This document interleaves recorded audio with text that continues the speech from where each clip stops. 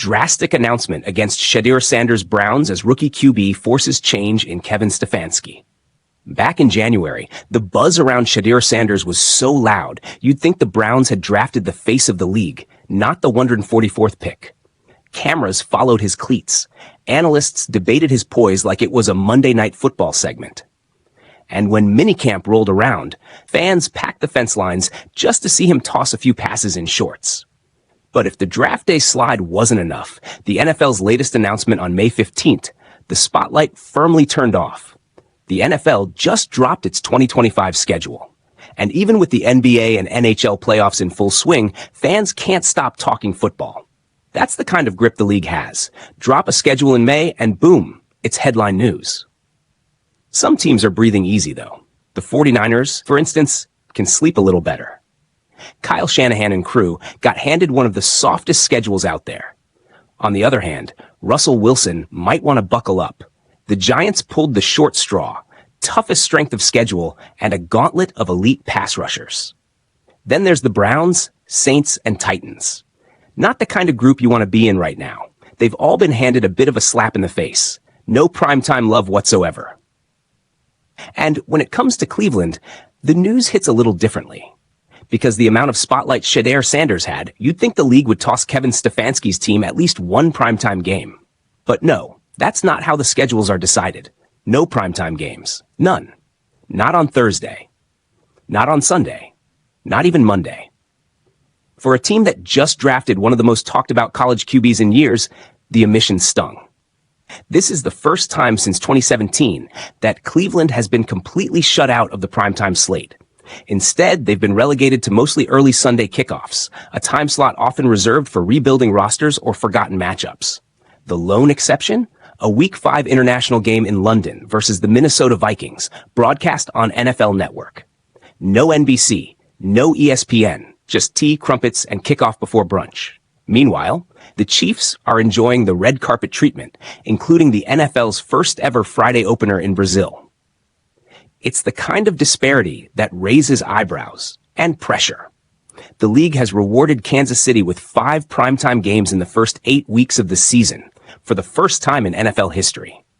Well, missing out on primetime action this year must be disappointing for the team, especially for rookie Shedeur Sanders, who already has a point to prove. Shedeur's redemption tour begins at minicamp.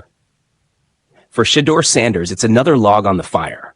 After a much-hyped draft cycle ended in a stunning 5th-round selection, and now this primetime blackout, many expected the 22-year-old to respond with flash. Instead, he showed something rarer, restraint. He doesn't talk that much. It's the people around him that do all the talking, former linebacker Emmanuel Acho observed during an FS1 segment. I don't think I've been more fond of Shedeur than I am right now. Those close to the Browns say Kevin Stefanski has taken notice. The coach, who now faces a quarterback room more crowded than a Thanksgiving buffet. Deshaun Watson, Joe Flacco, Kenny Pickett, Dylan Gabriel, and Sanders, reportedly told team insiders that rep rotations will be earned, not handed. After an impressive rookie minicamp performance, Sanders is getting more than a token look.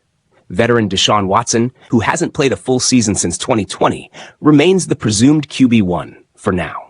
His recent Instagram post showed him throwing deep balls and working on pocket mobility. Respect your journey, for Oviv, he captioned it, referencing both his rehab and mantra. But Watson's $230 million contract aside, this is no longer his team by default. Kevin Stefanski, under mounting scrutiny after a 7-10 campaign in 2024, needs wins and optics. That means if Shedeur continues his upward trend during full team practices this month, Stefanski may have no choice but to shift his playbook and pecking order. Make no mistake, being left off the primetime slate isn't just a league decision. It's a message. And in Cleveland, that message has forced a deeper internal conversation. Stefanski reportedly met with his offensive staff after the schedule reveal to emphasize the need for early season momentum.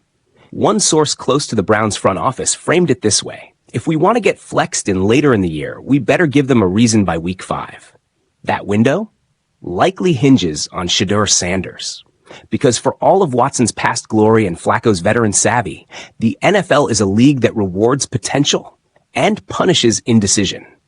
That Week 5 London game could be Shedeur's unofficial coming-out party.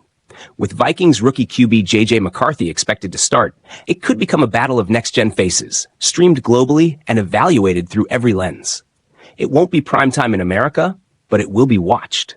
And if Shedeur shines, the NFL schedule makers might have to circle back for the second half of the season. Because as Browns fans know all too well, redemption rarely comes in gold time slots. It's earned, play by play, snap by snap. And that's exactly the script Shedeur Sanders seems ready to write.